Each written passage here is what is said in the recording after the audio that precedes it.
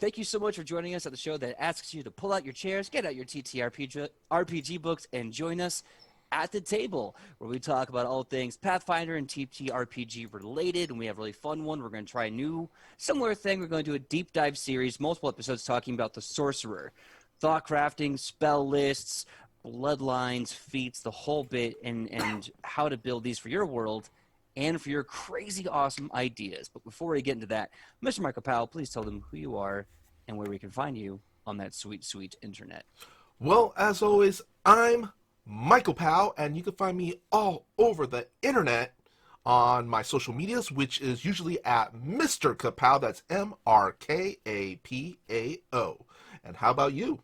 My name is PJ McGaw. You can find me all over the internet at pj.mcgaw, Facebook, Instagram, TikTok, and Twitter. Come find me. Let's have a good time. One quick announcement I want to make is that I will be appearing as a player in Jasper's Game Day charity game alongside our fabulous GM, Nat20. I will be putting a link in the chat because you two are also allowed to join us in the game. Raffle off a ticket, and if you win, you get to play alongside me, No Nat 1 is a GM, and a handful of other players for a wonderful cause. I'll be putting that in the Discord chat. Look forward to it. But that being said, we are going to break down the Sorcerer. So if you love this class and you want to talk about this thing in depth, please join us. We are here at the table to just enjoy these things that we love. So first things first, if you're wondering, well, how's a Sorcerer different from a Warlock, a Witch, a Wizard, any other magical caster that begins with a W? It should be noted, if you don't know, sorcerers get their powers, their magic, from bloodlines. Now, how that works mechanically, thematically, narratively, the potentials are very unique and interesting and different. So that's just a little heads up before we get into all the mechanics and stuff. There's some really fun differences there. Yeah, what's one of the cool things about sorcerers versus some of the other spellcasting classes are, as you said, they get their magic through their bloodlines, which means instead of hours of study, they're born into it. Maybe it's Maybelline. Maybe she's born with it, and maybe she's born with it. There's nothing else. She's born with it. Now, you can go for the narrative route of the bard that stooped to the dragon. I challenge you as a player to go deeper than that, because not everything is Dragon Bloodline, but we'll get to that later. So let's go. We've already gone over a small bit of the fluff of the Pathfinder Sorcerer. Let's talk about the mechanics. So your key ability is going to be your Charisma modifier. This is going to determine your spell DCs, your class DCs, and just about everything else. Your hit points are 6 plus Constitution modifier. I believe 6 is the lowest HP so far that I've seen in Pathfinder. So you will be a little squishy. Yeah. Now, if you play Sorcerer in other Pathfinder games or other tabletop games, meta magic is key, because you don't just cast the spells, you are the spells.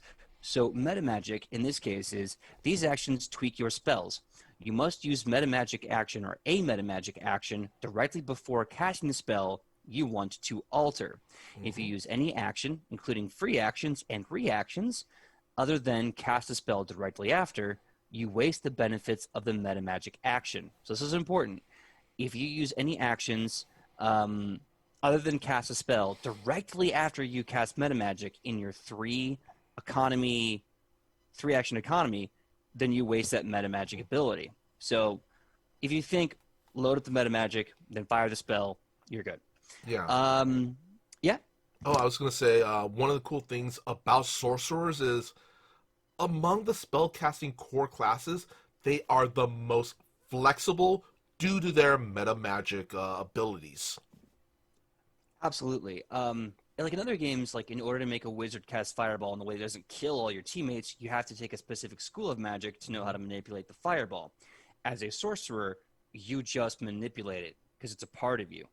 The effects added by a meta magic action are part of that spell's effect, not the meta magic action. So it's a little weird, but if you think about it this way, you're spending one of your 3 actions to enhance the spell, right? I think it's pretty obvious, but like it's The meta magic action doesn't really stand alone by itself. It has to be added to a spell, and that spell gets a benefit. So I think we pretty much beat that to death. If you have any other questions, please get in the chat and comment. Hit us up, you absolute legends. Yeah, why don't we jump into your initial proficiencies? All right, this is my favorite because it's fast and furious. Tokyo Drift. So you are trained in perception. Thank God, almost everyone in this edition is trained in perception. You are trained in fortitude, reflex, and you are an expert in will saves. So again, they really want to stress that you are good at magic, but you're kind of squishy. You are trained in one or more skills determined by your bloodline. That's going to be a lot of fun. We'll get to that in a bit. Oh, yeah. You are trained in a number of additional skills equal to 2 plus your intelligence modifier. So you have the potential to have a lot of skill proficiencies at the beginning of character creation as a caster. Actually, I want to kind of say, at least compared to the other casters, I kind of feel skill-wise you have the least amount of skills. Of all the casters? Oh, Yeah. for sure, I guess. Yeah, see, even if you have like a 4, like, see, was it 18 intelligence? That's a 4 plus 4 modifier, right? Mm-hmm. 4, that's 4 plus 2, which is 6. You get 6 skills. Not too bad, but you're not the most skillful when it comes to having a huge toolbox.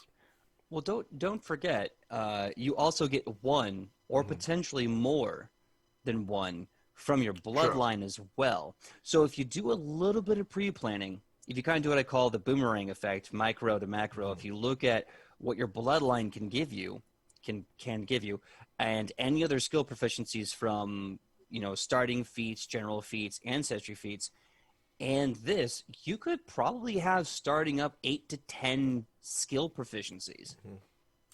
Sure. And that's pretty good. Now, I think a wizard gets more. I think they get 4 plus intelligence modifier, Yeah. 6 plus. They get a crap ton.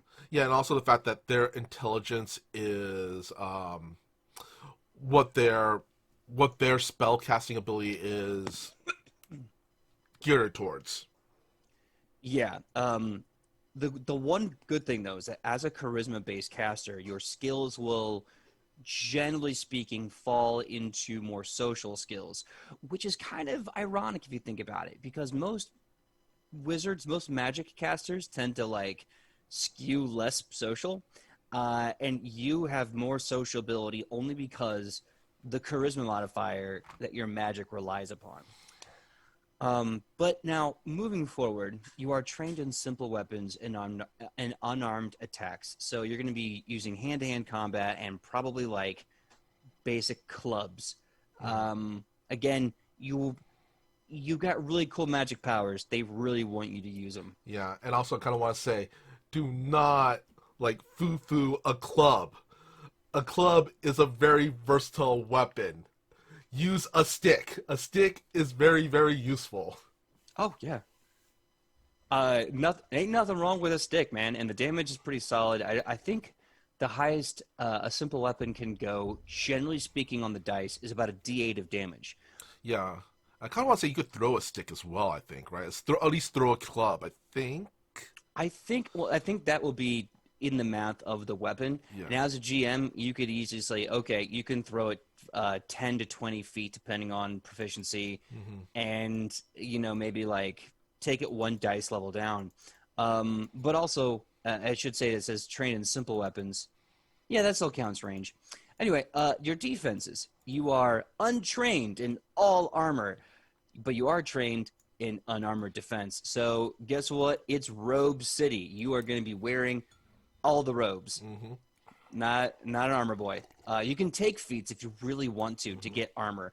I don't remember in this edition if there is the same penalty to casting spells as in Pathfinder 1, but I do know that there is still movement penalties and encumbrance penalties for armor. So it may not really be worth your time if you want to carry all your magical items. Yeah, I believe wearing more of the heavier set armor, you are going to get a penalty to, at the very least, your stealth. Yeah, And again, it all comes down to like there are stealth builds for sorcerers that you can do, especially with like your 8 to 10 potential skill proficiencies. Yeah. Yeah, One of the things that comes to mind is the shadow. The shadow. I think it's a shadow dancer archetype. there is a shadow dancer archetype. I want to say um, the prereqs for that may be kind of difficult to buy into as a sorcerer, but not impossible. And also the fact that we're going to get into it later on, but I just want to say there is a shadow-based bloodline. Mm-hmm. Yep, and we are probably going to get to that pretty soon because we've already talked about how your charisma affects your spell DCs as well as like your class DC. And if you're having any curiosity how to like get that math together, basically it's 10 plus your charisma modifier. And because you're trained in it, it's your level plus 2 at trained.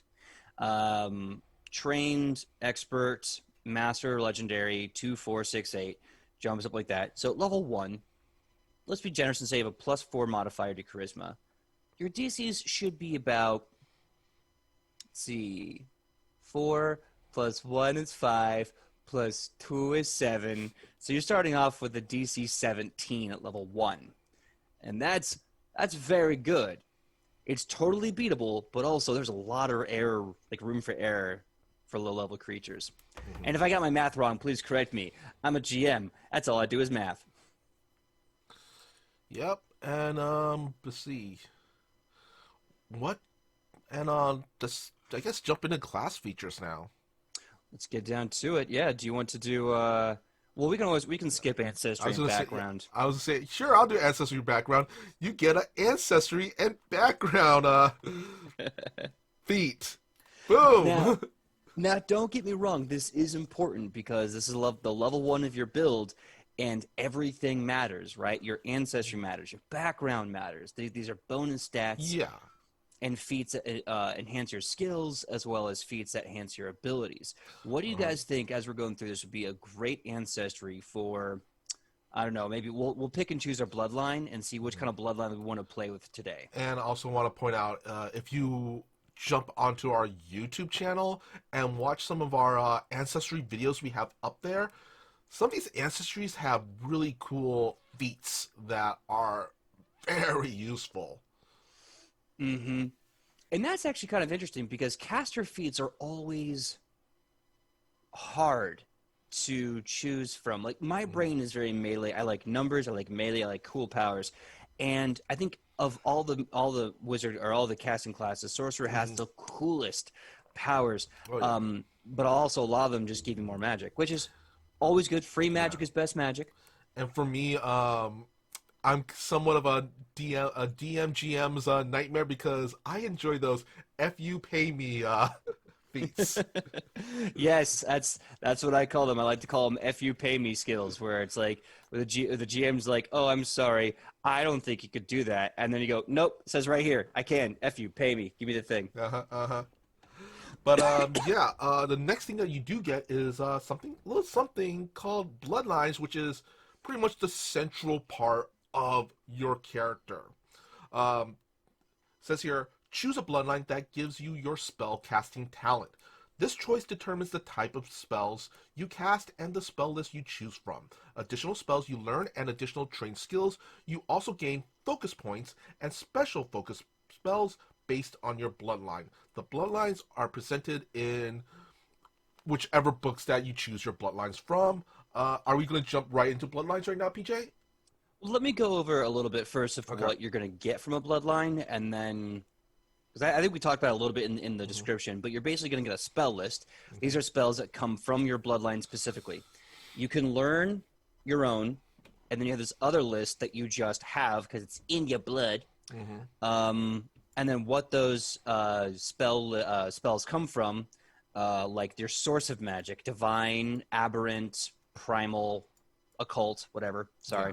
And then you have the granted spells. You automatically add the spells listed here to your spell repertoire as described in the spell repertoire class feature. First level, you get a cantrip and a first level spell.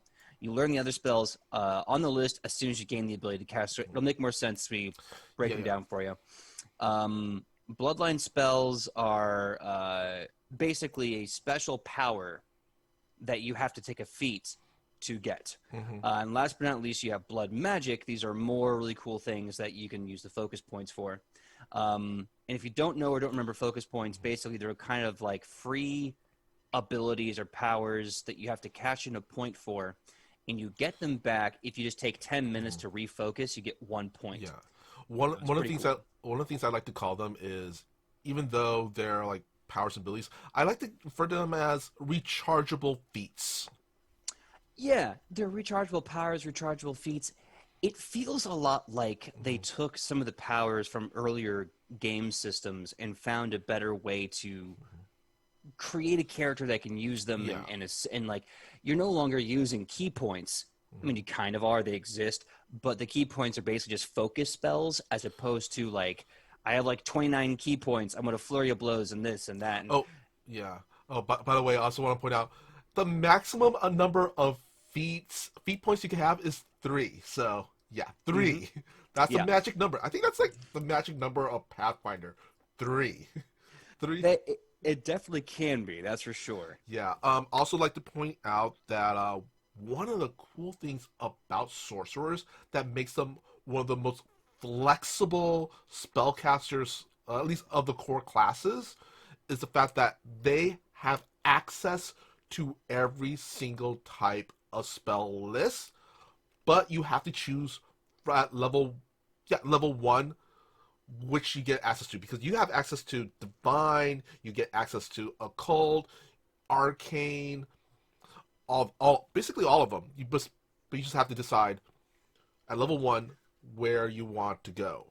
Yeah, it's very specifically. So here's the cool thing. Here's why sorcerers are so different than wizards. Wizards know all the magic, but they know it because they studied it, and they have access to that knowledge. Sorcerers still have access to that knowledge, but then they also have to kind of split their information between what they've learned and what they are. Mm-hmm. And we'll get to that a bit with for example, the first bloodline you can choose on the list is Aberrant, because it's alphabetical. And their spell list is occult. Now, can you learn non-occult spells? Sure, but by taking the Aberrant Bloodline, this gives you access to occult magic specifically. And from there, some fun skills. Like, for example, you take the spell list occult from the Aberrant. You also get intimidation and occultism. Your cantrip is daze. You get spider sting, touch of idiocy, vampiric touch, confusion, black tentacles, feeble mind, warp mind, uncontrollable dance, and unfathomable song. So you really get some cool, like, creepy magic, and also some really cool bard magic. Yeah, it's very Lovecraftian.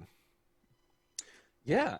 I mean, like, just take a look at Daze as a cantrip. You cloud the target's mind and daze it with a mental jolt. The jolt deals mental damage equal to your spellcasting ability modifier.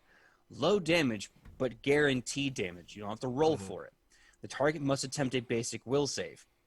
If the target critically fails to save, it is also stunned 1.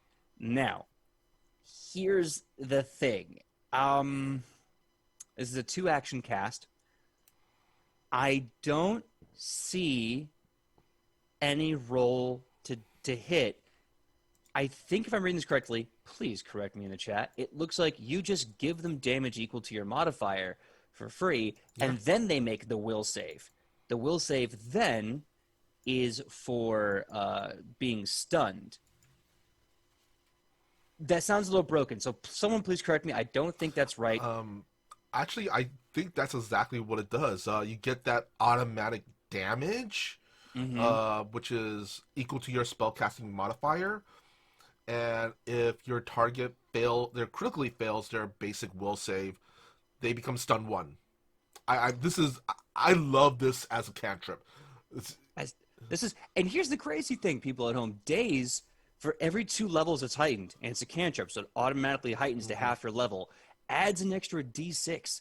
So, like, at level 20, right, that's automatic 10d6 plus spellcasting modifier, and then they get stunned. It's very much like, I kind of want to say, what Magic Missile used to be, and also Magic Missile is in other TTRPG systems. Mm-hmm. But with the added benefit of a gnarly stun effect. Yeah. And for those of you who don't know, if you stun someone, that's one round where they're basically doing nothing. Mm-hmm. Oh yeah.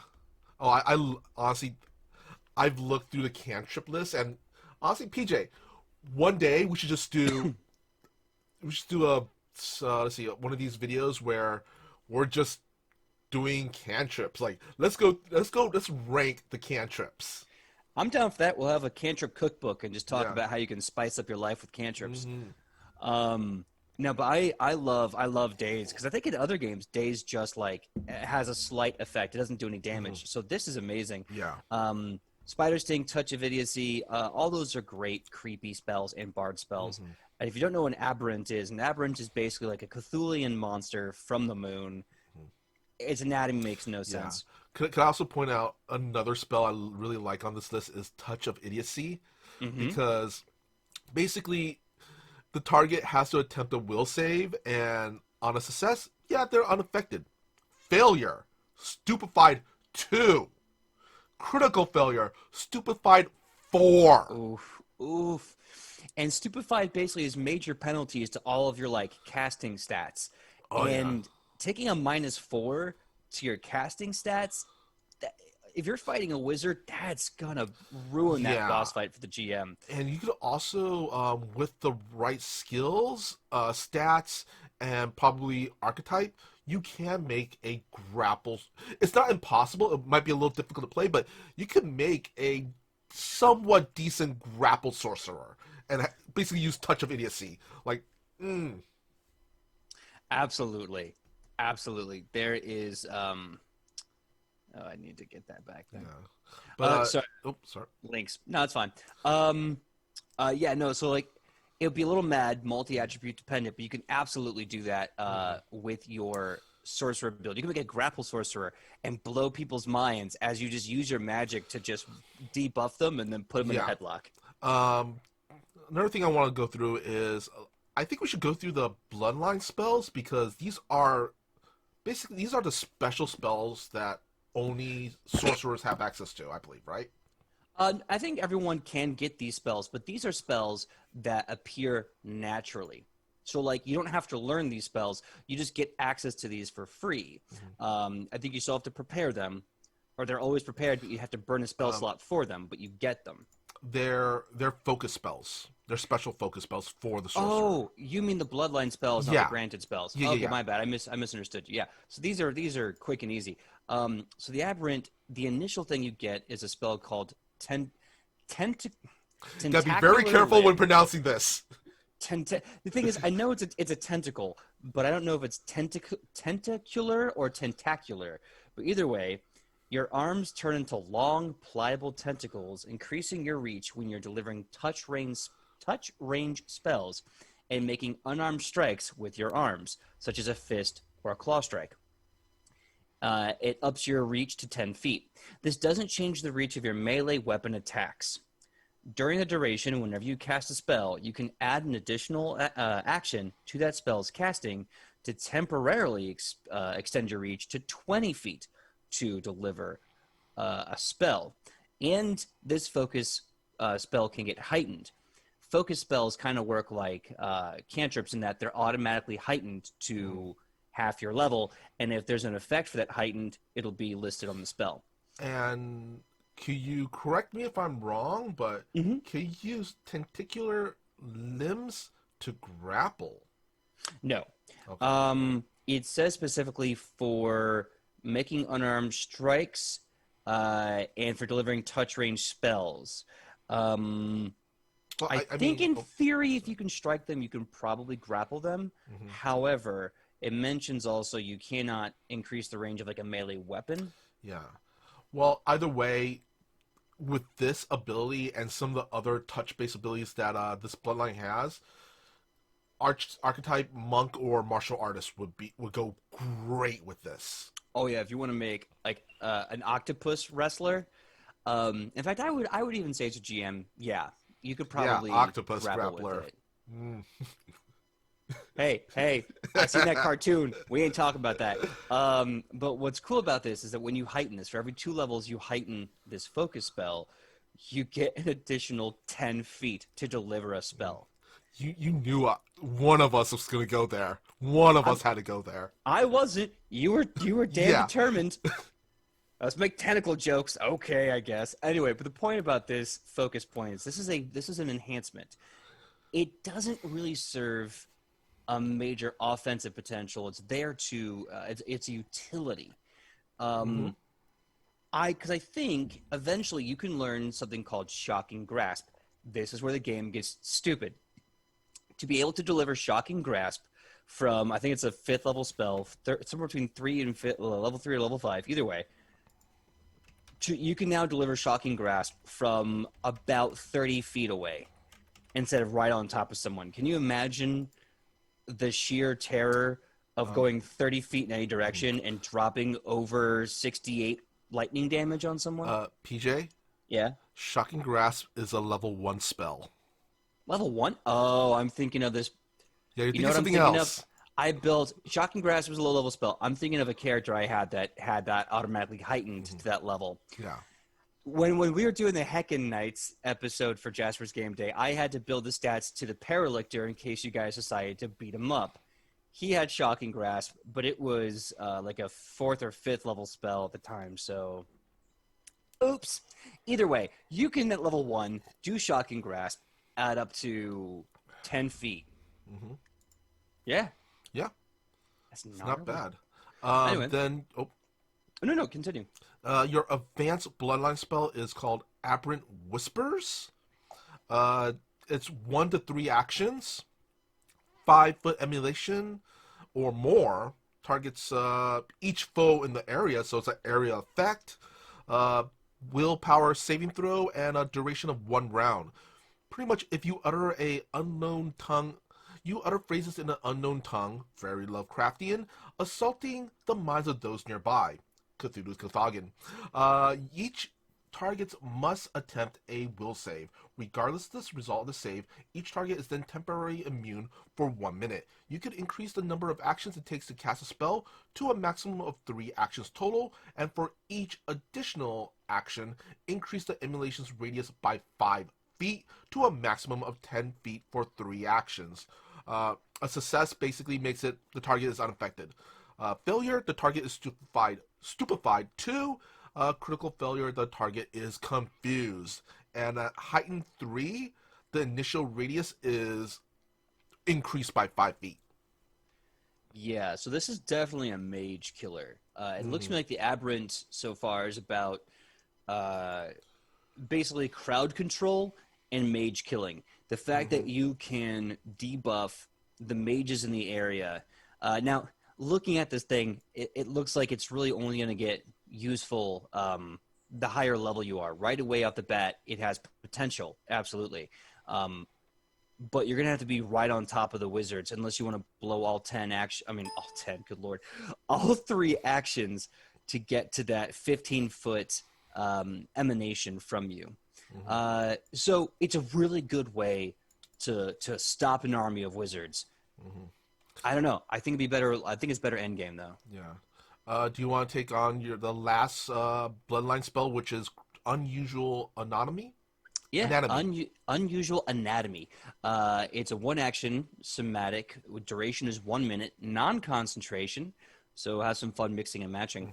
You transform your flesh and organs into a bizarre amalgam of glistening skin, rough scales, tufts of hair, and tumorous protuberances. Protuberances. There we go. Tumorous protuberances.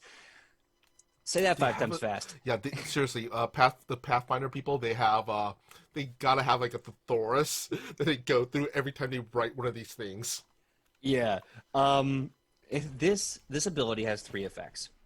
You gain resistance 10 to piercing damage and resistance 10 to extra damage from critical hits.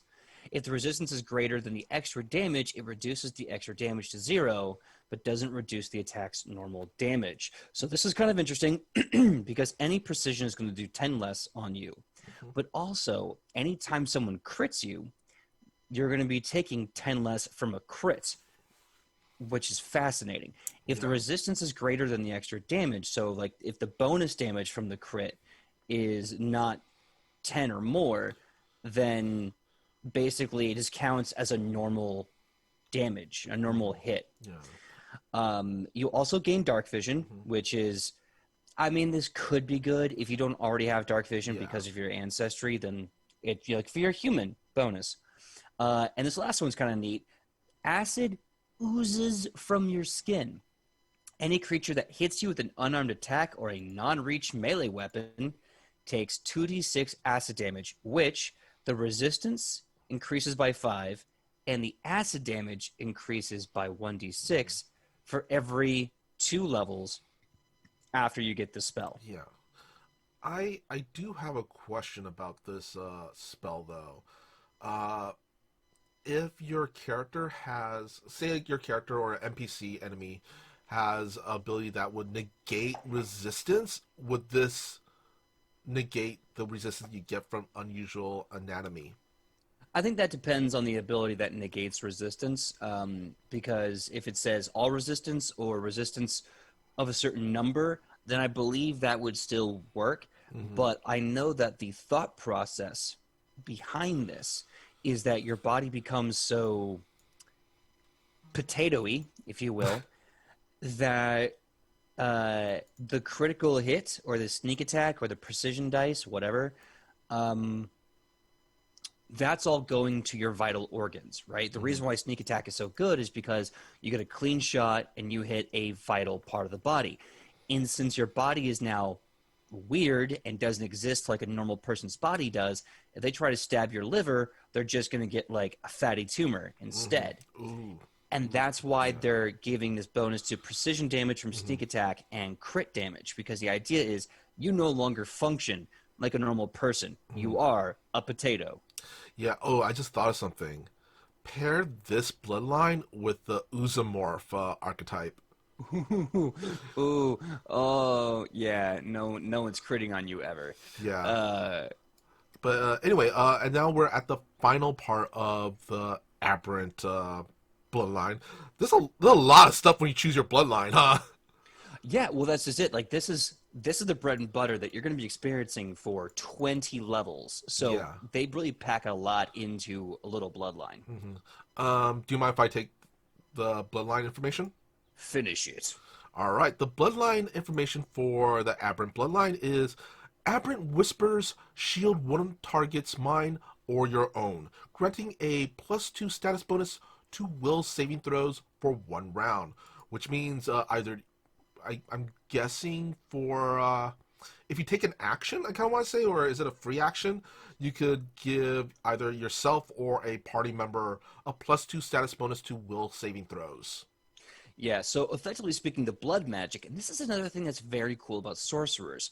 Whenever they use their focus magic spells, they get this really cool background effect. So all the more reason to blow those focus points. It's free magic, it's your entire build. Don't skimp on it, right? So for being an aberrant blooded, whenever you use like tentacular limb, you can then grant a +2 status bonus to will saving throws for 1 round. But that is, I believe, a buff to you. I don't believe you get to grant that to other people. It says to one target's mind or your own, so I believe you can choose. Oh, okay. Yeah, you're right. And when I read target, I was thinking enemy target. Yeah. So the wording was there kind of goofy. But yeah. So the good thing about an aberrant is if you want to be crowd control, if you want to be a mage killer, if you want to be a creepy bard and not in that way, and still have a little bit of team buffing at level 1, you're a pretty solid beast. Yeah. You get a powerful cantrip. You get a really awesome reach spell for Shocking Grasp, which do use Spider Sting, which I believe gives a poison effect. Let's see here. You magically duplicate a spider's venom. You deal 1d4 piercing damage. Not great, but they get to make a fortitude save and take more poison damage. So yeah. And also like I said, Vampiric Touch, and like I said before, one of my favorite cantrips, Daze. It's so good because like it does damage, and it's like, Daze has never done damage to my knowledge. It just potentially stuns them, and usually you have to get rid of it later on because it's just better Oh, getting.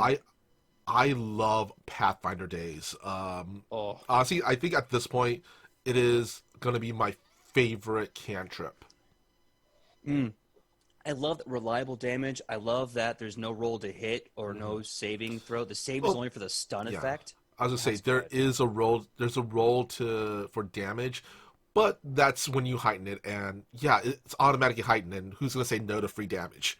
Yeah, free damage. I'm really excited about this next one because I'm a good boy with religious trauma. So when I see any chance to be an angel, I take it.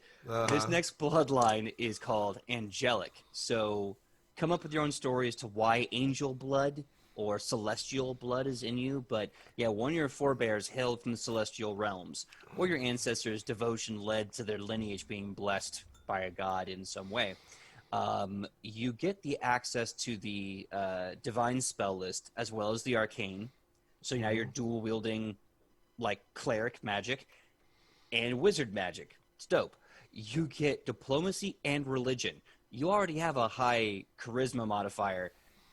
Your face skills are already pretty much taken care of by this bloodline. You're already off to a great build start. Now you get the cantrip light, which is really good for utility. It's not damage. It's not control. Give you more details. It says here, the object glows, casting a bright light in a 20-foot radius, or a dim light for the next 20 feet beyond that halo.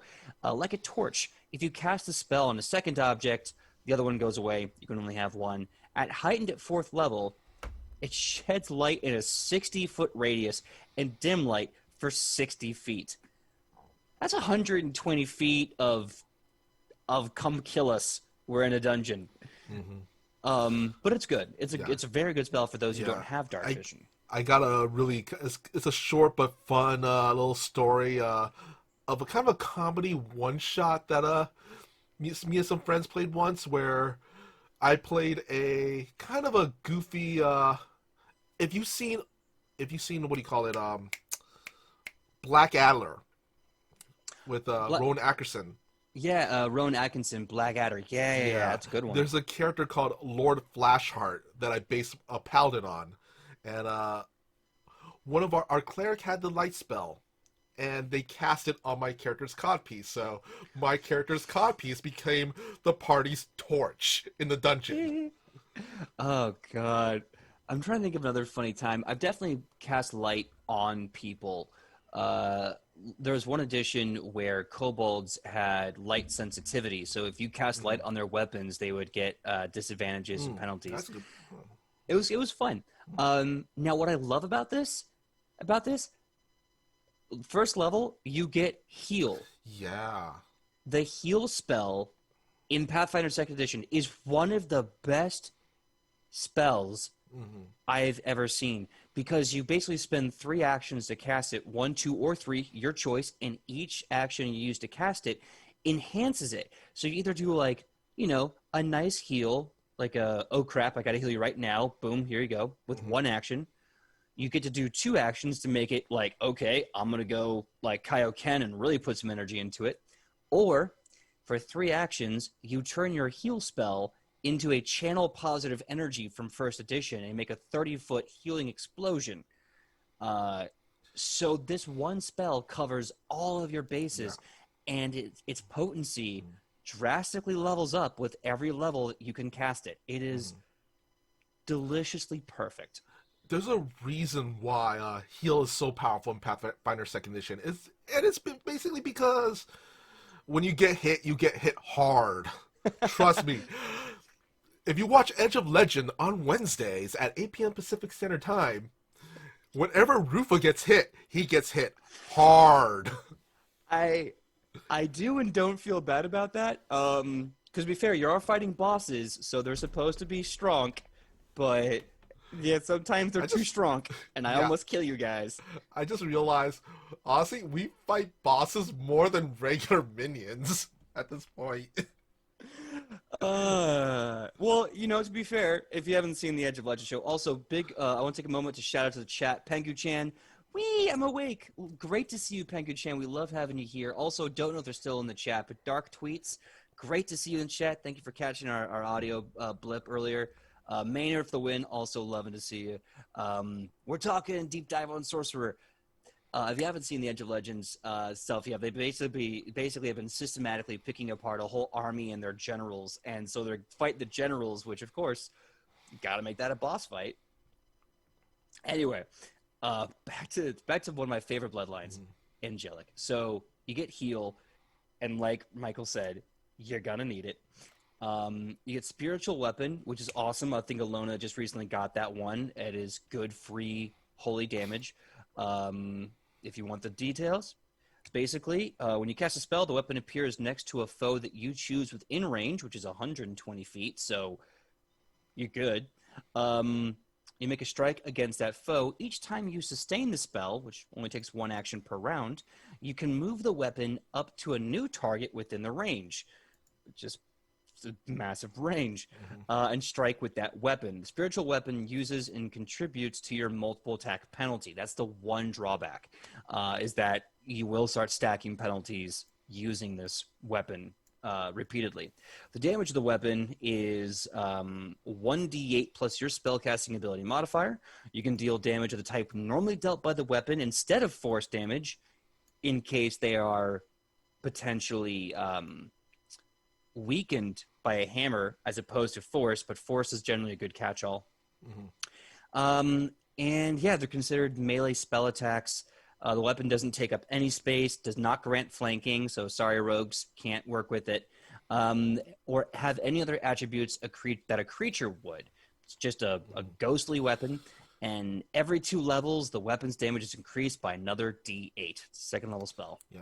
And jumping into the Bloodline Spells, your initial Bloodline Spell is called Angelic Halo, which is 1 action verbal, 15-foot emulation, a duration of 1 minute, and you gain a Angelic Halo with an aura that increases allies healing from the heal spell. So really great when you pair it up with your heal spell. Allies in your Halo's emulation who are healed by a heal spell gain a status bonus to hit points. Hit points regain equal to double the heal spell's level. So yeah. Wait, hold up. Wait a second. I think this makes you potentially a more potent healer than a cleric. Now, granted, it's a 1-minute buff, 15-foot emanation, so you have to be close. But yeah, you could pop this spell, this focus spell, and then the next round cast like a 2-action or 3-action heal with a 3rd or 4th level heal spell, and just stack up the numbers. Yeah, or you could also 1 round, first action Angelic Halo, second action heal spell. With 2-action heal spell, and pretty much almost fill them all the way back up. Or you could, team up with your cleric. See, and this is what I like. We'll get into more details in a bit, but I like that this angelic sorcerer is basically another cleric, but still has access to the deep spell list that a wizard could. Yeah. I want to go back a little bit and also say the other spells that this grants you, such as Searing Light, Divine Wrath, Flame Strike, Blade Barrier, Divine Decree, Divine Aura, and Foresight. These are all extremely powerful cleric spells that you can now tap into. I also want to point out, with Angelic Halo and the heal spell and all that stuff, as honestly, you could become, you could be the team's, healer, main healer, without being a cleric, or team up with a cleric and also take the archetype, I believe, medic, and nobody is gonna have to worry about dying. No, well, because here's the one drawback, right? The cleric has these amazing spells, spiritual weapons, Searing Light, Divine Wrath. They have these abilities and others that give them so much utility in combat. Yeah. But though I think what's brilliant that Pathfinder has done in order to make the cleric more accessible as a healing class that stands out is the Divine Font, wherein each day they can have a little pool of like 6, 8, 10, 12, 20 castings, which is bananas, of a heal or a harm spell, mostly given to them by the alignment of their god, right? Yeah. But the fact that that font automatically heightens to your highest spellcasting level means that you have, for free, any dummy number amount of very high casting healing spells. And this is what makes the cleric and the angelic sorcerer different, because the angelic sorcerer still has amazing buffs to their healing, but it comes at the price of not being able to cast their attack spells like Fireball and Shocking Grasp and everything else, because they have to take those slots away to feed into their healing. So the utility is gorgeous, but the balance is tricky. So I recommend like having the angelic sorcerer and a cleric work as a team. I do also want to point out, Angelic Sorcerer has one thing up on the cleric also, which is they don't have to worry about their deity's anathema. That's also true, because the magic of their deities literally inside them. You can't go wrong. Yeah. So let's talk about the next Bloodline spell, Angelic Wings. I think you took the Halo, so I'll take the Wings. Yeah. So 2 action to cast this focus spell. Somatic and verbal, if you play with those at your table. Duration is 3 rounds. For 3 rounds, you get these wings. Make them count. Wings of pure light spread out from your back, granting you a fly speed equal to your walking speed. Your wings cast bright light in a 30-foot radius. When the spell's duration would end, if you are still flying, you float to the ground as a featherfall spell. If you cast this as a 5th level focus power, then that increases to 1 minute.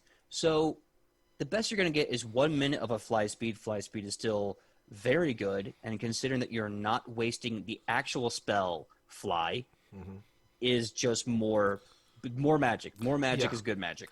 It's great when you really need to get to that, high ground real quick. Yeah, and the fact that there's a built-in featherfall is a genius defense thing. So, like, again, that's the F you pay me skill. If the GM's like, oh, you fly how far up? Oh, and your spell runs out? Well, looks like you're going to die then. And you'd be like, nope, comes with featherfall in the casting. F you pay me, I live. And also, if you go up really, really high and you're an archer type character, as you're further falling down, you can just like, okay, I have the high ground. Pick, pick, pick, pick, pick, pick, pick. Exactly. Big shout out to Eric Jackson. Great to see you again in the chat. We are doing a deep dive on Sorcerer. We're talking about the bloodlines and all the really fun things you can do and build. Like, right now we're doing the Angelic Bloodline, and I really love the potential at having a secondary healer who's also a very potent caster and control character. And now we're going to talk about the greater Bloodline spell, which is called Celestial Brand.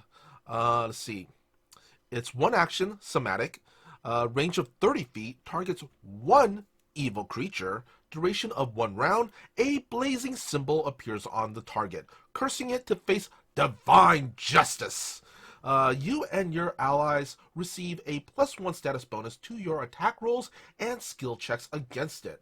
Anytime a good creature damages it, the good creature deals additional 1d4 good damage. The target is then temporarily immune for 1 minute. And heightened +2, the good damage is increased by 1. Welcome to good damage, home of the good damage. Can I take your order? This is really subtle. This is really sneaky. Because I know, like, in Pathfinder, we get blessed with so much amazing dice that we get to roll to hurt people with. And that's a very weird way of saying that, PJ. And what I love about this is that if you really think about all, quote unquote, all it's doing is adding 1d4 + 1 for every 2 levels. Maxed out, that's a 5th level spell, so it's going to be like 1d4 + 5. Here's the thing. That's a bonus 1d4 + 5 added to the weapon damage that multiplies on a crit. That is also added to a spell damage. This is the kind of thing that stacks up gnarly. And the fact that it's based on the target and not the targeted creature and not the ally means that it's receiving this extra damage for each successful hit throughout the round. This is bonkers if you really think about it as a buff.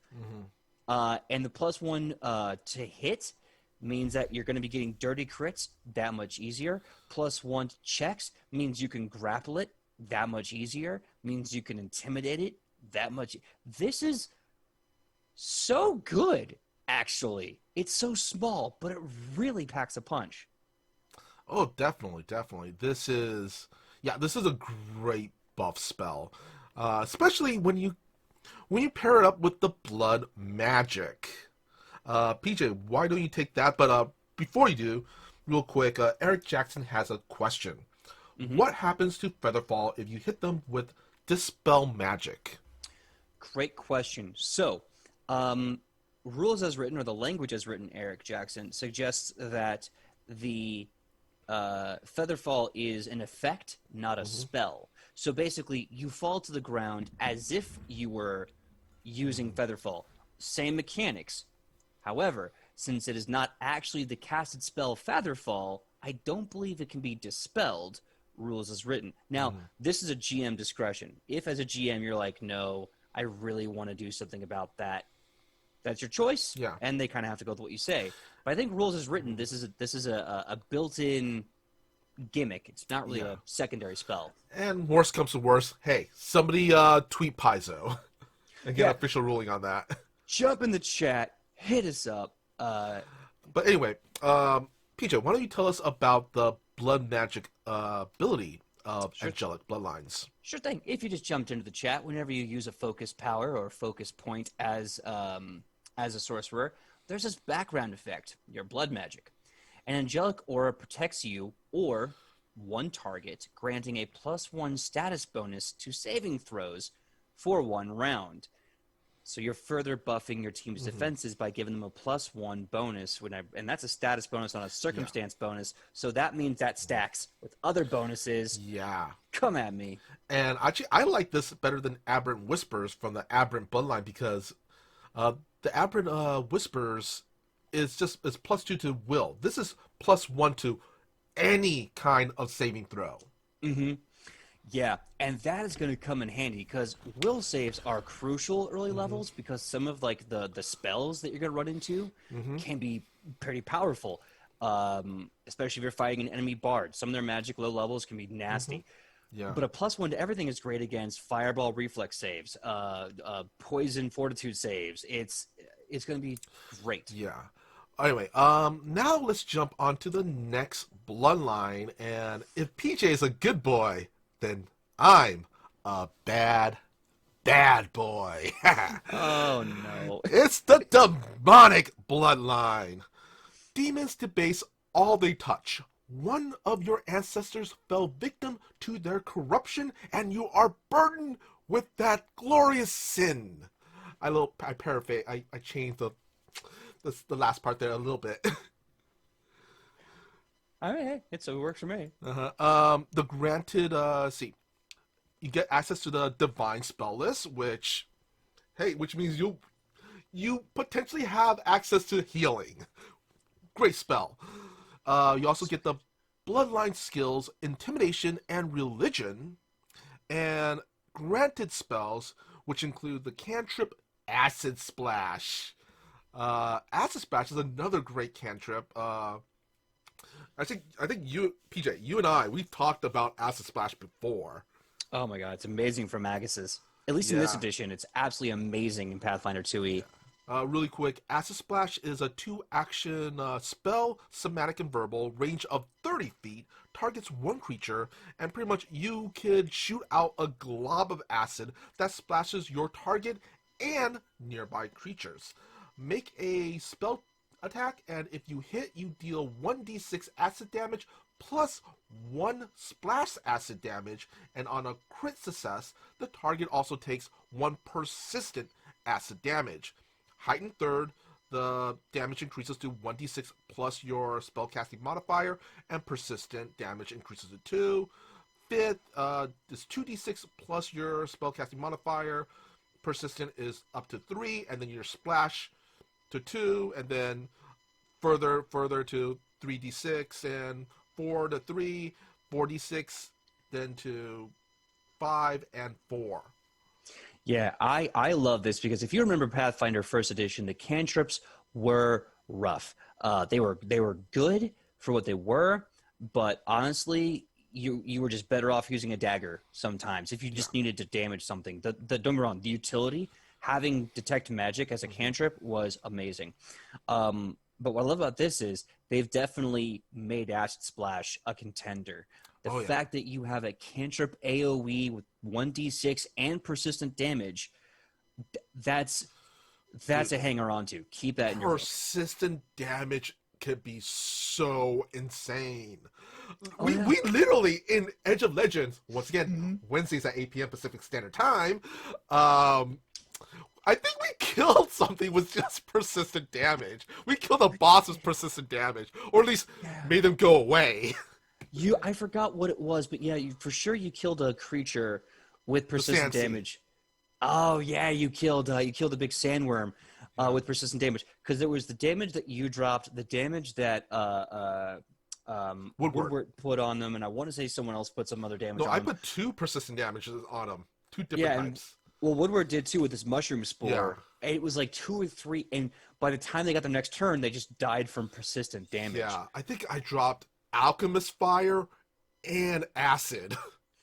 Yeah, and this is what's great is that, like, this is why Magus loves the Acid Splash, because that's like 1, 2, 3, 4d6 plus splash damage, which I don't think applies, but the persistent does, added to your blade. Which at level 1, that could be anywhere between like 1d8 to 1d10 plus 1d6 plus spell modifier plus strength, and also persistent acid damage. And on a crit, that all doubles. TJ, I call the fire and acid persistent damage tactic the Pepto tactic. The Pepto. When you absolutely positively have to get some pink good stuff in your tummy. So Acid Splash, amazing cantrip. Yeah.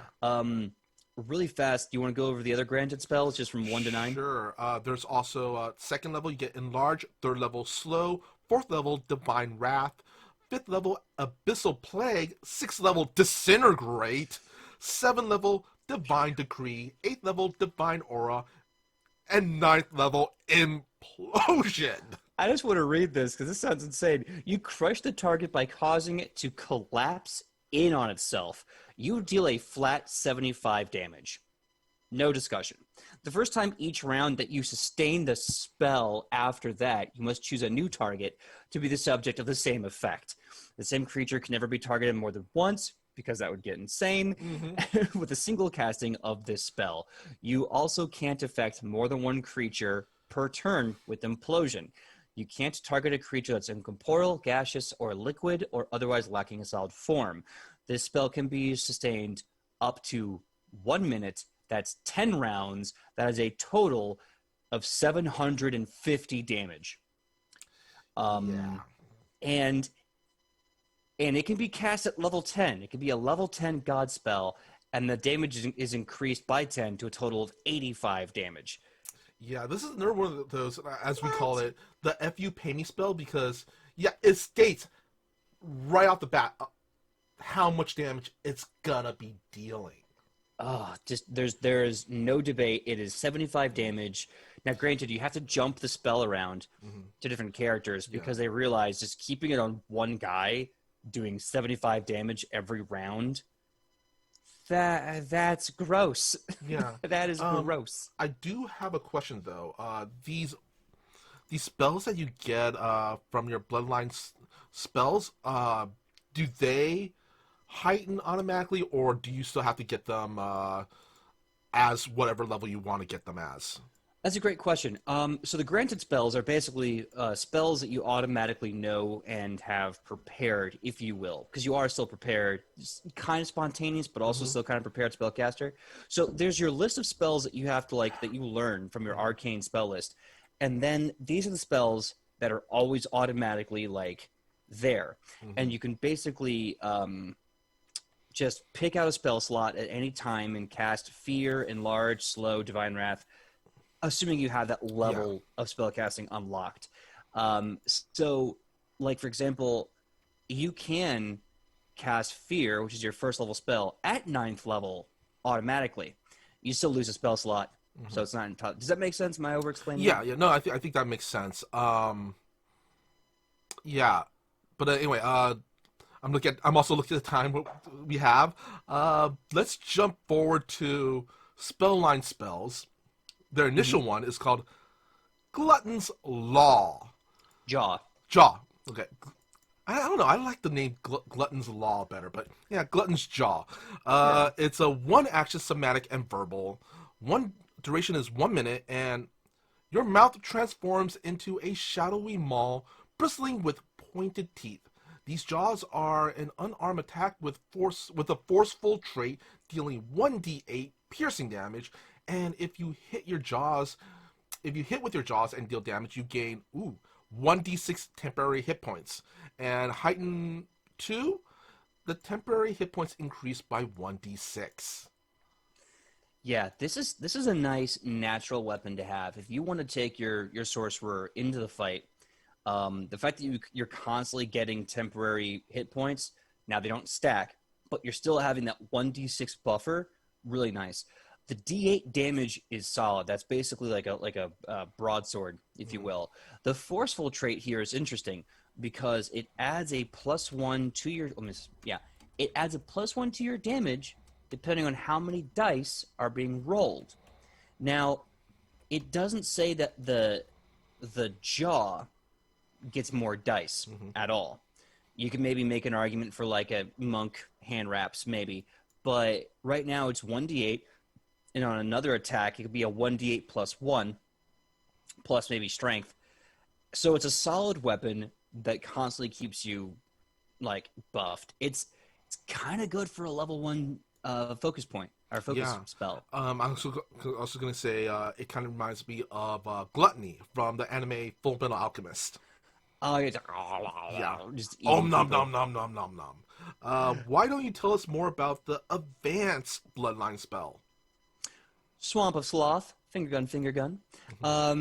This is a range of 120 feet with a 5-foot burst or more. This can be cast between 1 and 3 actions. I'm just going to put out a prediction. The more actions, bigger area. Basic fortitude save. Duration is 1 minute, no concentration, so it's just a free area of attack. Here's the rules. Ground in the area turns swampy and fetid. The area is difficult terrain. The sludge at the bottom of the morass animates into diminutive sludge beasts that have a demonic appearance. That is horrifying. These don't function as normal creatures. That's worse. But they swarm over creatures in the swamp and exude a noxious stench. This is nightmare fuel. The swamp deals 1d6 poison damage. Creatures that end their turn in the area must attempt a basic fortitude save. You can increase the number of actions it takes to cast a spell. For each additional action, increase the burst radius by 5 feet, so that can be up to a total of 15-foot radius. And for every 2 levels, this is heightened.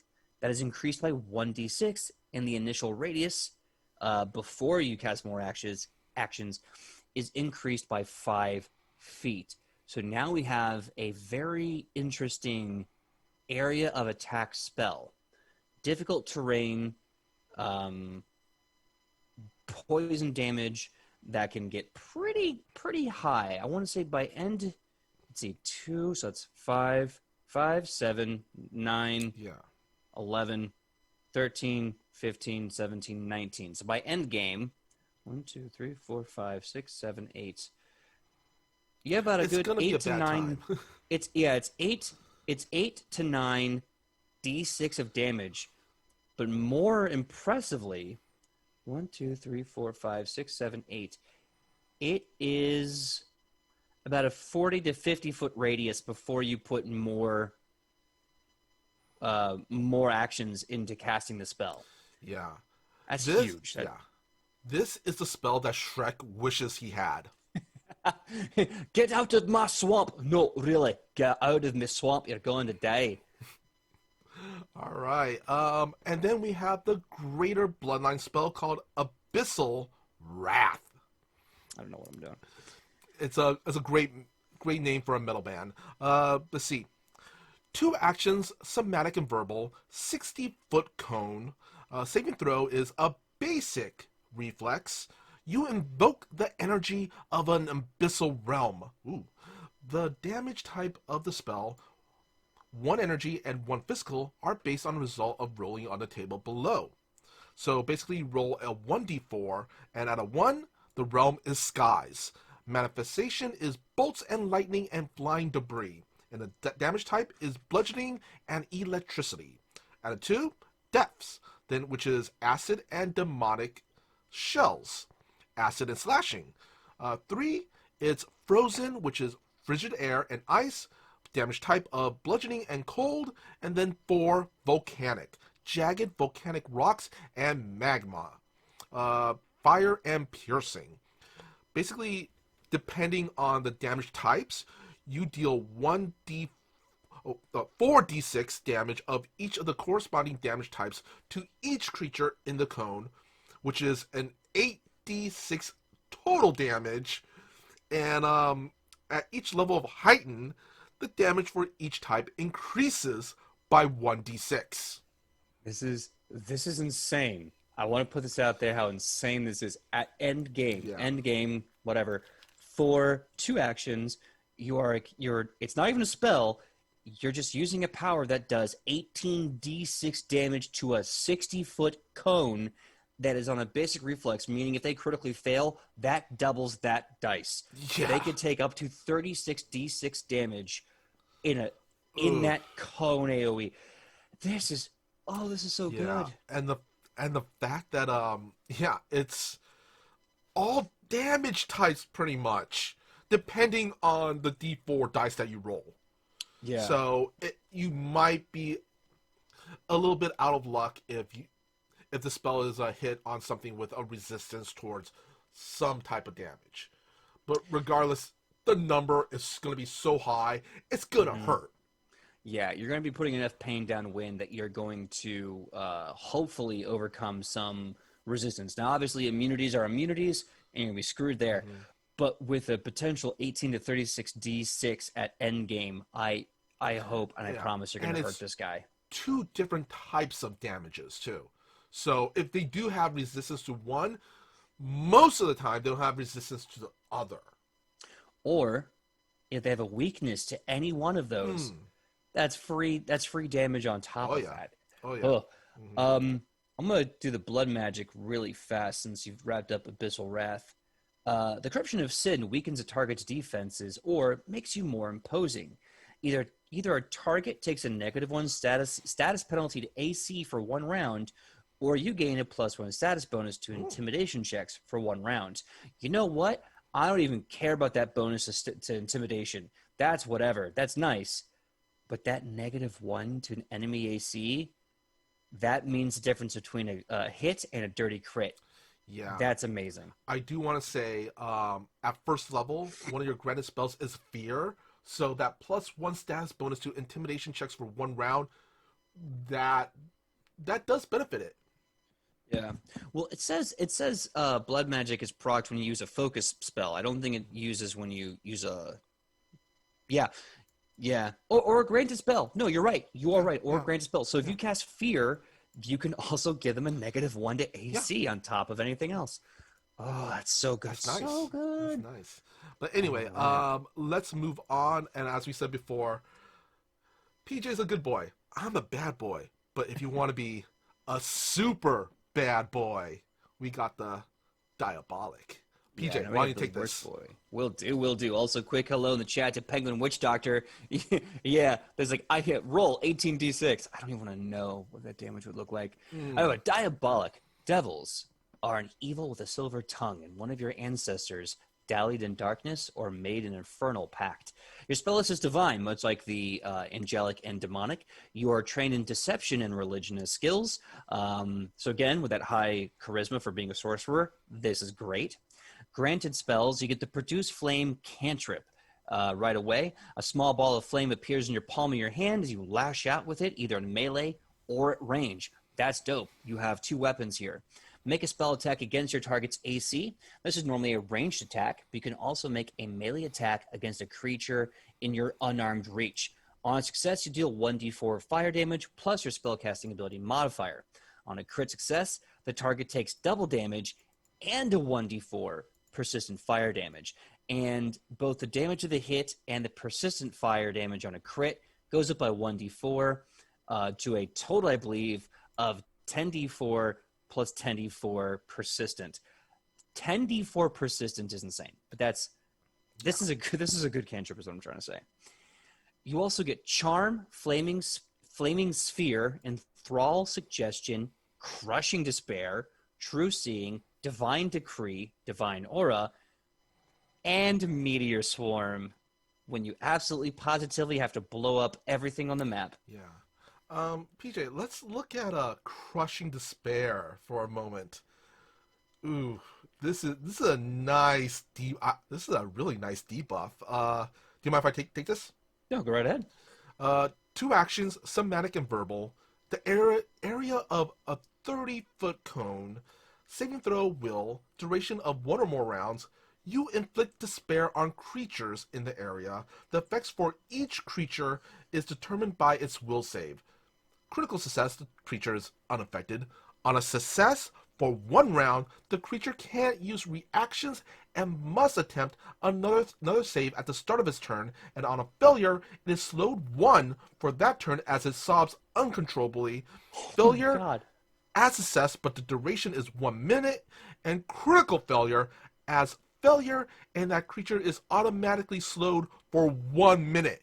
And at heightened 7, the area increases to a 60-foot cone. So imagine this as an area effect, and you pop this with, and say you're fighting with maybe a bard or a marshal, which has that area effect as well. That'll help your debuff. You pretty much shut down the entire battlefield. I love this. This can be really great for fighting multiple people because of the massive 60-foot cone potential. Taking out 60 people at once, that sounds dark. Affecting 60 targets at once is great, but the fact that there is over 2 possibilities, or at least 2 different chances, for your target to be slowed 1 and lose 1 of their actions around, that's a game changer. That's a boss killer. Yeah. That's tremendous. And Meteor Swarm, of course, is just a lot of damage on top of an area. It's good. I'm not down selling it. It's tremendous. The Bloodline spell, Diabolic Edict, this is the one you're going to get at level 1. I remember this. Again, the Paralictor, I think he had to have these. It's a 1-round focus power, range 30 feet, targets 1 willing living creature. You issue a Diabolic Edict, demanding the target perform a particular task and offering rewards for its fulfillment. You get a +1 status bonus to attack rolls and skill checks related to performing that task. If it refuses to perform the task you proclaim, it instead takes a -1 status penalty to all attack rolls and skill checks. This is tricky because how do you use it? If you use it to buff a teammate, you can give them a +1 to hit and a +1 to checks. That's very solid, especially at level 1. You're going to want that. You're going to need that. But if they say no, now they're being penalized. And this is a willing, living creature, mind you. You cannot use this as a debuff against the enemy unless by some strange happenstance you mind control them to accepting this debuff, which I would argue, if you've already have them mind controlled, Why are you wasting it debuffing them? Yeah. Honestly, this is a good one action buff for your teammate. Really, to say, hey, I'm offering you a particular task. The task is you hit that guy. Yeah, absolutely. Or your task could be, hey, I need you to break in and get this person and bring them back.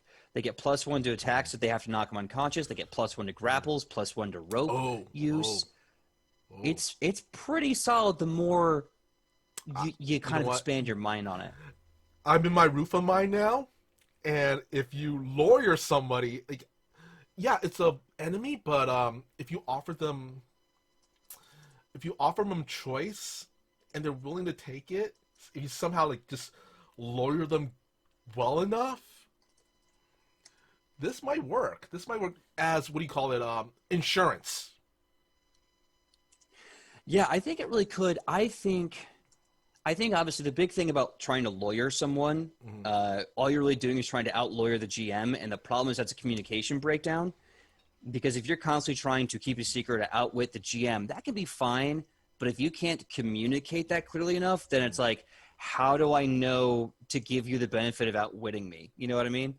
But that being said, yeah, if you can do it right, then it's very Yeah. strong. Jumping in the chat, I just want to say thank you to Van Exel, who subscribed and sent us some bits. Thank you so much. Thank you so much. Yeah, please correct me if I'm wrong. Is it Van Sexel? Van Sexel? Please correct us. It's great to see you in the chat. It's great to see new legends pop up.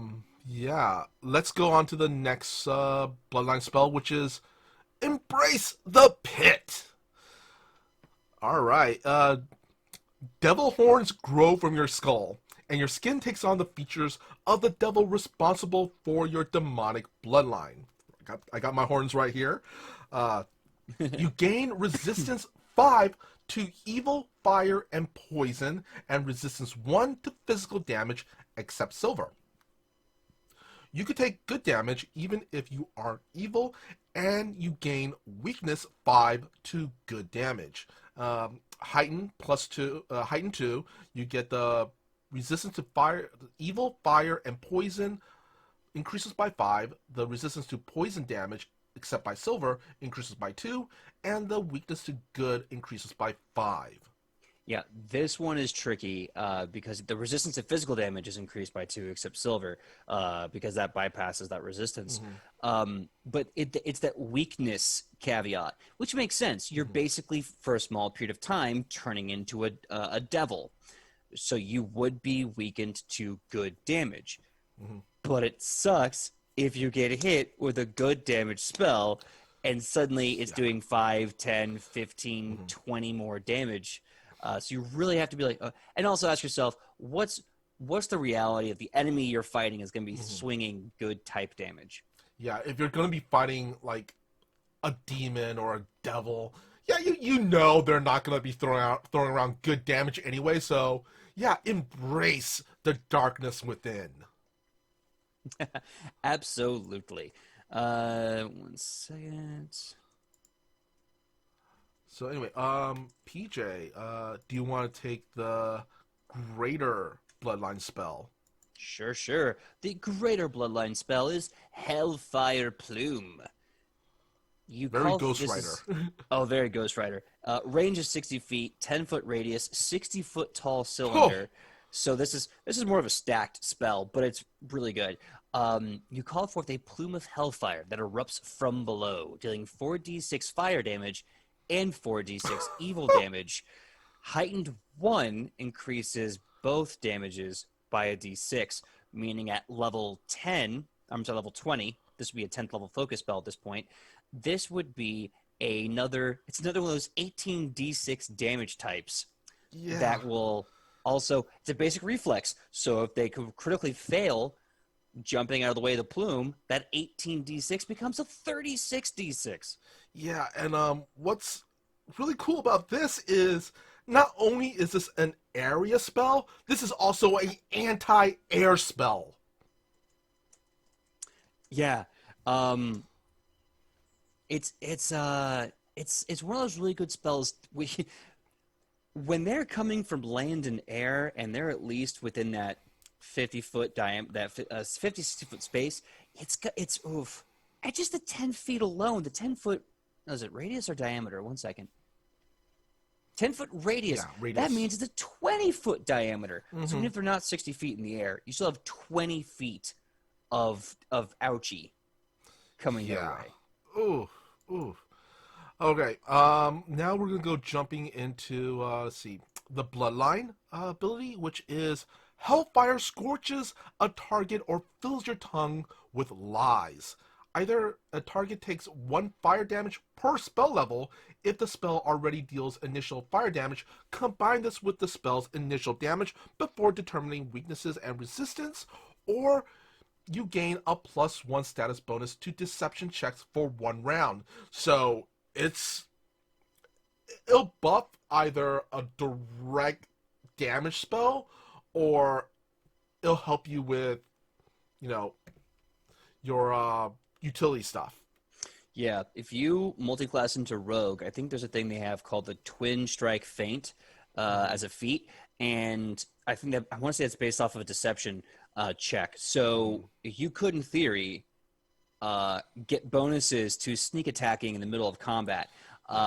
This is really good for the Diabolic Bloodline is really good for being a direct damage dealer, still getting some control as well as getting some really great social aspects, like the skills and the bonuses thereof.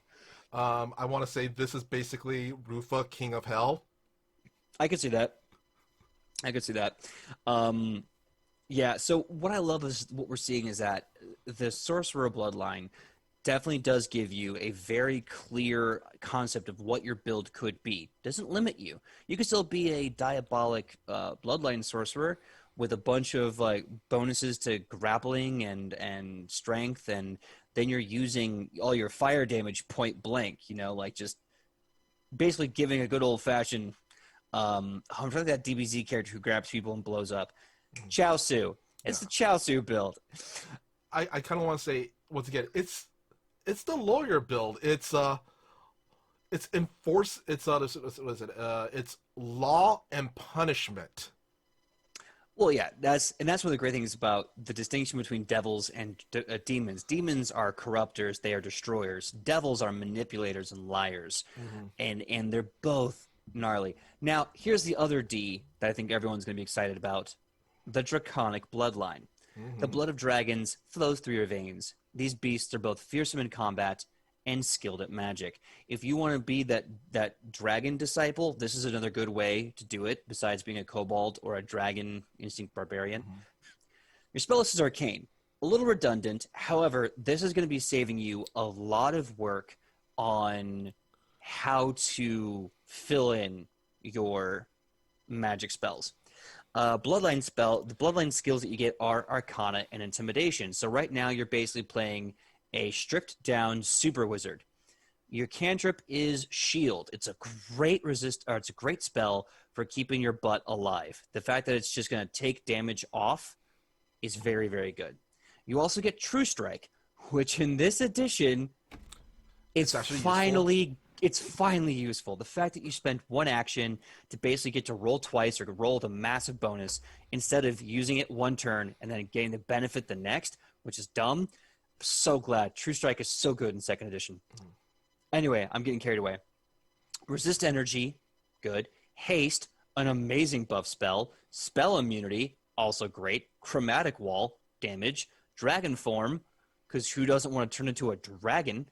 Mask of Terror, Prismatic Wall, and Overwhelming Presence. Out the gate, these will not be blaster spells, but these spells will make or break your combat. Yeah, these are, I kind of want to say, transmutation and abjuration type spells, usually. Big time. Yeah, and also as somebody who played as a character who could transform into a dragon on our Ra's raid party, transforming into a dragon is a lot of fun.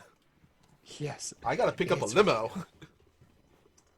I remember that when you guys were getting into the limo drag race on Rainbow Road across time and dimension with Sun Wukong. You know, when I say that out loud, it sounds ridiculous. Yeah, It made sense at the time. it's on our YouTube channel if you want to see it. Check it out. It was for a great cause, and it was a great show. So yeah, you got some really, really good spells here, and if you like playing wizard, and you love that kind of, haha, I got you, I'm a wizard, but you don't want to have to deal with their feats or whatever, like heady math for their spells, pick a Draconic Sorcerer. You're going to get all the best stuff, leaving you to kind of pick and choose, like, whatever else you may need. Now, the Bloodline Spells, these are your focus powers. You get a Dragon Claw. You can probably assume all of these are going to be related to the color or metal of your dragon. So bear with us on this. It's going to be a one-action verbal. Duration is 1 minute, no concentration. Vicious claws grow from your fingers. They are finesse unarmed attacks that deal 1d4 slashing and 1d4 extra damage of the type based on your bloodline. Acid, electricity, fire, poison, cold. The colors are right there. They match up. Your scales from blood magic grow with faint energy, also granting resistance 5 to the same damage type. At 5th and 9th level, the extra damage is increased by a d6, and the resistance is increased by 5. So end game, you pop this ability, you're getting 3d6 bonus damage on top of the 1d4, and resistance of 15. So it's good. It's not bad. It's not bad. Your next Bloodline spell is called Dragon's Breath. Dragon's Breath.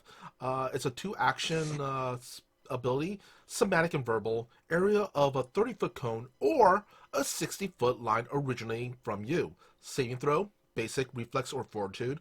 And yeah, Dragon Breath, you basically spew energy from your mouth, which deals 5d6 damage. The area, damage type, and save depends on the dragon type in your bloodline, such as, I'm just going to give an example real quick. See, a gold or red dragon is a 30-foot cone of fire with a reflex save of, what was the reflex saving throw? Or a black or copper, which is a 60-foot line of acid, saving throw of reflex, and so forth. I don't think we have to go through each and every one of them, but heightened 1, the damage increases by 2d6. Yeah, so you got to look at that end game, right? Because if you're level 20, this automatically heightens with you. That means that's going to be a level 10 focus spell. That's another 7. That's 14. So by the end of the game, you're doing about 19d6 damage on a breath. And what I like about this, too, it's a little weird, but it's kind of fun. Basically, all the breaths are reflex saves, except the Green Dragon Breath, which is a 30-foot cone of poison and is a fortitude save. It's the only one that's fortitude save, but I like that it's basically just filling the area with poison gas. It's not just attacking you with poison. Do you want to take the Greater Bloodline spell? Dragon Wings. It's 1 minute, 2 actions. Leathery wings sprout from your back, giving you a fly speed of 60 feet. Or your speed. Whichever is faster. It'll probably be the 60.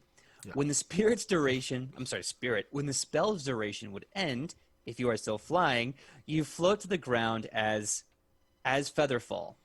You increase the focus point cost by 1 to also gain the effect of Dragon Claws as long as the wings last. So if you spend 2 focus points, 2 of your 3 maximum focus points, you're basically like a dragon person flying and cutting things up. If you cast Dragon Wings at 8th level, so about level 16, the duration is increased to 10 minutes of flight, with Dragon Claws lasting as long as the wings do. So for 10 minutes, you're just this quasi-dragon person. Not bad. Yeah. So, and again, I think, because I know Eric Jackson was asking, can you dispel the Featherfall effect with the Angelic Wings? I think it's the same effect, but not the spell. So in theory, I want to say no. But GM's discretion on that at your table. And for the Bloodline Magic for the Draconic Bloodline, Draconic scales glow briefly on you or one target, granting a +1 status bonus to AC for 1 round. That may not seem as powerful, but that +1 status bonus to AC could, all that stands between you getting regular hit or you getting critically hit in Pathfinder 2nd Edition. That's right. There's a great crit rule in this edition where I think this applies to skills and hitting. If you roll and you are 10 over the AC or DC of whatever it is that you're doing, it's considered a critical effect by proxy of that range. It's what I like to call a dirty crit. Yeah. And this can stop a dirty crit from happening. Yeah, you might still get hit, but it's not going to double that damage on your low HP. Yep. Penguin Witch Doctor. I need to figure out if Pathfinder can make the Mercury Dragon. I believe so. There's already 3 bestiaries out already, and if it's not in one of those, I'm pretty sure you can just homebrew one pretty simply. It's pretty easy. I want to say I've heard through the grapevine, if they haven't already released it, they will be releasing in Secrets of Magic more Bloodlines for the Sorcerer, I think, but they will also be releasing more details about the dragon effects. So if it's not in Secrets of Magic, definitely keep your eye out because they are working on releasing the different dragons of like time and space and dream and all that good stuff. Also want to point out for Draconic Bloodlines, at first level, you also get to choose the type of dragon that influence your bloodline. You can't change this blood type later. Actually, you know what, PJ? Why don't you take this one? Which one? We're talking about the elemental? The dragon type. Long story short, basically, when you create this character at level 1, you choose your Draconic Bloodline. So, like, metallic, chromatic, what color thereof. And once you have that chosen, obviously you can't change that later because that's your blood. Yeah. And this will affect the things we mentioned earlier, like the elemental breath, the type of resistance from your claws and scales, and the way your wings are going to look. Have fun. Go crazy. Yeah. Don't just be a bard who stripped a dragon. Yeah. I challenge you to do better. Yeah. I was going to say, honestly, if you take Draconic Bloodline Sorcerer, you don't really even need to dip into, I want to say, Dragon Disciple, because this is pretty much built in Dragon Disciple, so you can take something else, actually, if that if your GM allows that free archetype option. Yeah. I mean, I would recommend if you want to be all dragon all the time, because who doesn't, then yeah, the Dragon Disciple and the Draconic Bloodline Sorcerer, powerful combo. You're gonna have all your breath weapons. You're gonna have so many opportunities to turn into a dragon. If you just want to be a full dragon build, it's glorious. But if you want to have some variety, absolutely look into other things. I want to jump in the chat really fast. Penguin Witch Doctor has mentioned the Mercury Dragon from AD and HD. AD and HD? Good lord. AD and D. And looking it up, yeah, it's definitely an older dragon. It is a champion or bodyguard dragon looking from the lore of it. I think what they're going to do is they're probably going to create this type of dragon, but in a different method. It may not be the same Mercury dragon that you're familiar with, but I think the core principles are definitely going to show up if they haven't already. Yeah. Anyway, moving on, our next bloodline is Elemental. There's quite a bit of bloodlines here, so I think what we're going to do is we're going to try to get through them in this video, and if not, Mike, part 2. No need to worry. The whole point about this was we're going to take multiple episodes to really dive into this and play with our chat a bit. So no need to worry about it. What we're going to do is we're going to cover this until the time is over, and then when we come back, we'll do more. Well, anyway, our next bloodline is called Elemental. A genie ancestor or some other elemental influence has imbued your blood with primal fury, affecting how the bloodline spells and granted spells are marked with an asterisk, as well as your blood magic function. So essentially, the element type: earth, fire, water, or air. Avatar: The Last Airbender. Trying to remember their Stetton. But anyway, pretty much you choose which type of element, and depending on the element, it can get quite interesting. And also with the fact that you could pair this very well with the Geniekin, heritages, versatile heritages that we've discussed in our previous live streams. Yeah. Anyway, spell list is primal. Bloodline skills are intimidation and nature. Granted spells are a cantrip is produce flame, first level burning hands, second level resist energy, third level fireball, fourth level freedom of movement, fifth level elemental form, sixth level repulsion, seventh level energy argus, eighth level prismatic wall, and ninth level storm of vengeance. The seventh level spell, Energy Aegis, is Aegis. I feel like that's going to be a much better version of Resist Energy. And one of the things that I know Michael kind of touched on a little bit is that a lot of those spells will have an asterisk by it. And this is important because what that means is just because, like, depending on the element you choose. So if you want to be an air elemental, that means you're about being attributed to like lightning and storms and wind. That fireball is not a fireball anymore. That fireball is a massive electric explosion in the exact same shape and size as a fireball, but it's all electricity and storms. Or a giant chunk of rock. Giant chunk of rock just bursting with explosive power. Like, this is so cool. You could be water and have just a gigantic tsunami just blow up. So this is a really fun way to put flavor into a blaster caster. This is absolutely a blaster caster. Burning hands can be Emperor Palpatine shooting lightning, or like an absolute rush of waves. And so you get to play against type, because here's the thing: you can learn this fireball and then learn a regular fireball. Yeah. So think about that. You're shooting both a giant current of earth, a stampede of earth, and still shooting a fireball. Yeah. Let's talk about the ninth level spell you get, which is Storm of Vengeance, which is, I believe, it's a 3-action spell.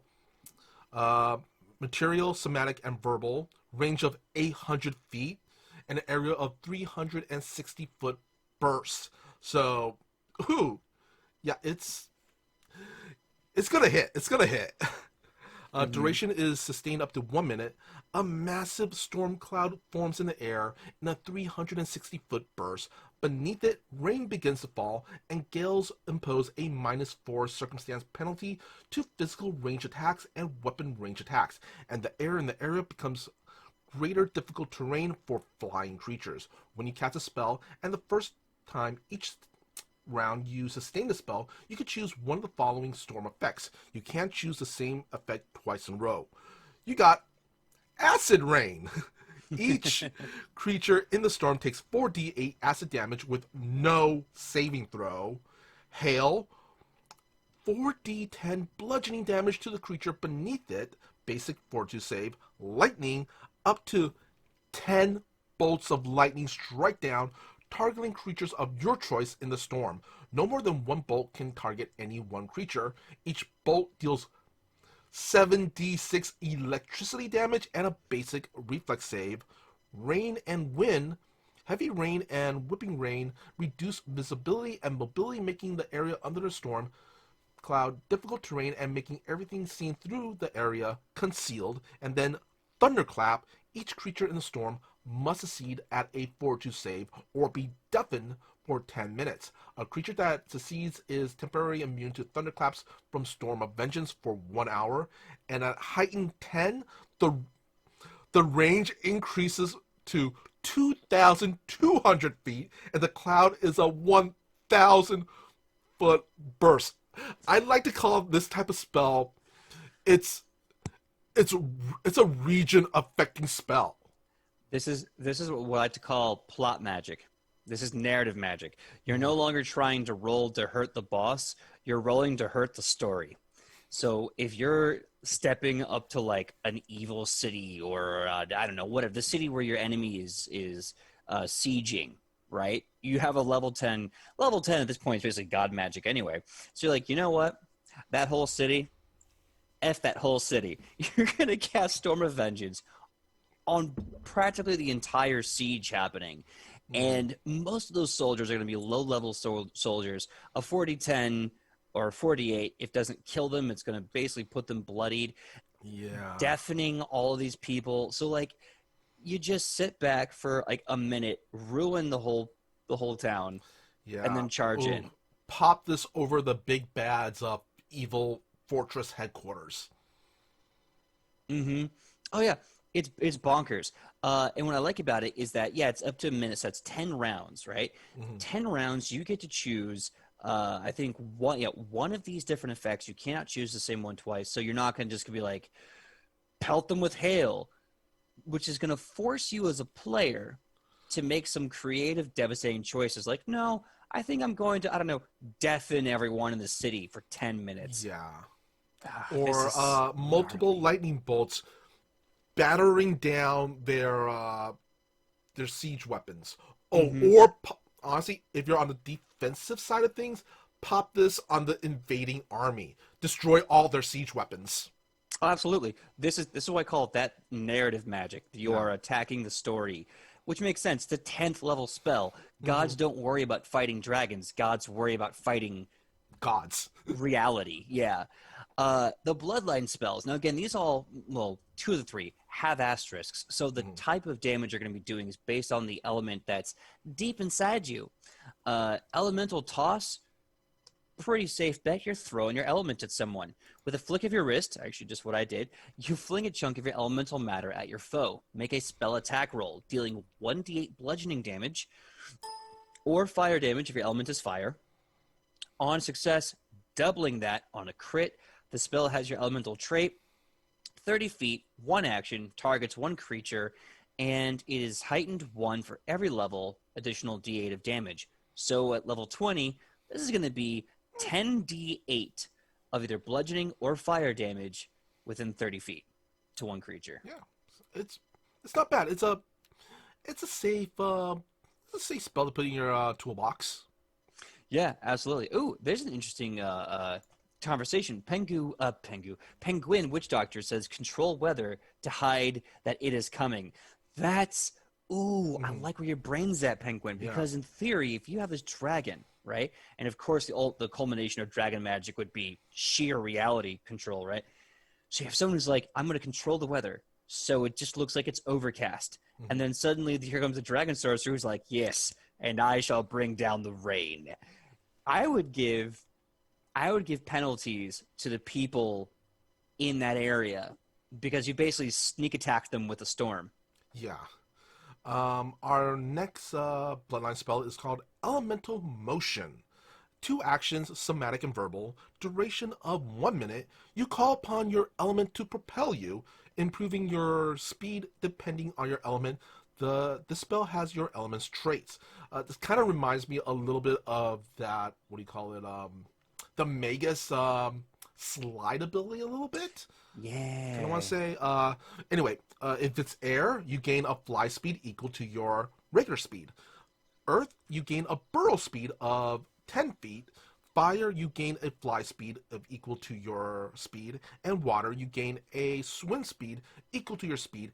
And you can breathe water. Heightened 6, you gain a 10-foot bonus to your speeds. At a 9th heightened, the status bonus increases to plus 20 feet. Not too bad. That's not too bad. It's some good extra movement. I think we're a little spoiled because if you didn't check out our I think either 2 or 3 episode run on the monk has crazy mobile actions and mobile stuff. So we're like, okay, like 20 extra speed, not bad. We're monk spoiled. Yeah. Why don't you take Elemental Blast? All right, sure. Elemental Blast. This is a 30-foot burst only with a 10-foot radius burst, 30-foot cone, or a 60-foot line. So you choose within a 30-foot burst of you one of these 3 shapes. It's a basic reflex save, so on a chance of critical failure, double the damage. You gather elemental energy and blast your foes in one of the various listed shapes of your choosing, dealing 8d6 bludgeoning or fire damage, This spell has an elemental trait, and it increases by 2d6 for every one level. That means at level 20, this is going to be doing, let's see, that's going to be another 5. Yeah, this is going to be doing about 18d6 at level 20. So that means 36d6 in a 60-foot line, 30-foot cone, or a 10-foot radius within a 30-foot burst of yourself. Yeah.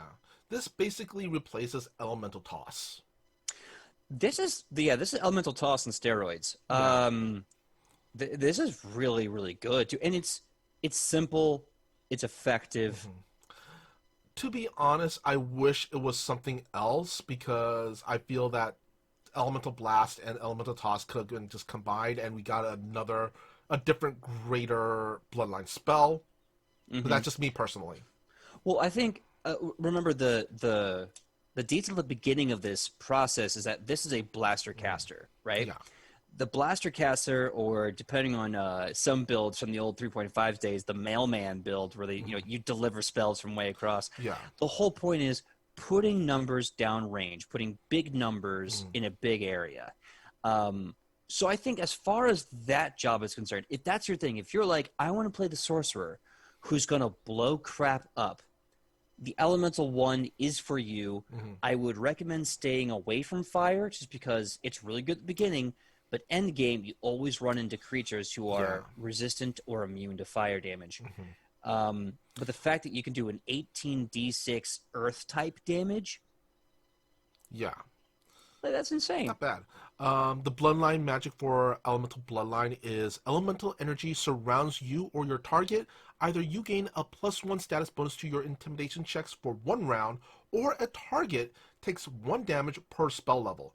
The damage is bludgeoning or fire. According to your elemental type, if the spell already deals that type of damage, combine it with the spell's initial damage before determining weaknesses and resistance. I think, again, this tells me this is, shows further and further why this is a blaster caster. The +1 damage per spell level. You want to cast that Storm of Vengeance at level 10, and every bolt of lightning is now doing +10 damage? Yeah, we all do. That's insane. Yeah. That is incredible, I should say. The damage is bludgeoning or fire. That's still really good, according to your elemental type. So when you absolutely positively have to destroy everything within an area, and you don't want to worry about the in-depth pre-planning that a wizard has, elemental sorcerer, and have fun. If you want to F things up. Yeah. I'm loving this conversation in the chat, by the way. I'm seeing Penguin Witch Doctor, Vance Exel, and Eric Jackson talking about this amazing storm. Eric Jackson says, if it was a fleet action, you could use control weather to improve your speed or sink enemy ships. Penguin Witch Doctor does say, too bad there's no Sonic Elemental. True. I want to say, though, that dragons... there's a certain breed of dragon that they're going to be releasing that does provide sonic damage. Yeah. Not elemental. And also, worst comes to worst, just homebrew it. Yeah, if you can figure out a way to make sonic elementals a thing, that could be really cool. Okay, nope, brain's making it a thing now. I'm getting the whole thing. The elemental plane of dragons. sound. Yeah. Gem dragons, yeah. Anyway, let's move on to our next bloodline, which is Fae. Faye, actually, we're kind of running low on time, so why don't we put the bookmark here, and we can cover the rest of the bloodlines next week, because I think we've done a really great job of talking about how you have, even with only covering half the bloodlines, awesome different builds. The Aberrant, secondary bard, great crowd controller. The Angelic bloodline, great secondary cleric, great crowd control. Demonic, again, same. You have damage with debuffs, and the Diabolic, you have amazing social powers. But I mean, and Draconic damage, honestly. and damage, yeah, great attack and great social. But Draconic and Elemental, like these are nothing to skim over. Like Elemental's a great blaster caster if you just want to do raw damage. And Draconic is solid for a defensive like Uber Wizard. Like it's really solid. I want to say of the ones we've discussed thus far, I think Diabolic has to be one of my favorites because it has that raw damage potential, but also the versatility of it with its social abilities really gives it that extra that well, personally I like. You get a bit of everything, and yeah, it's like mid tier. It's like you get the middle goodness. Yeah, I think you make a a really strong stance. If you as a player want to have versatility in all forms, I think Diabolic is great for that. You do damage, you do crowd control, you get social perks, some really solid social perks, and you get buffs to your team. Yeah, you can also literally turn into a devil with Embrace the Pit. Very, very true. I think Diabolic is by far the most well-rounded. But if I had to go for focused, Angelic for being a great off healer, like if you have a cleric, having an Angelic Sorcerer is going to like really make sure that their resources aren't just being constantly exhausted. And either Draconic or Elemental, because Elemental is such a good just roll dice and eat face, and Draconic is so good for solid defense. I'll say this. Elemental is a great blaster choice. I agree.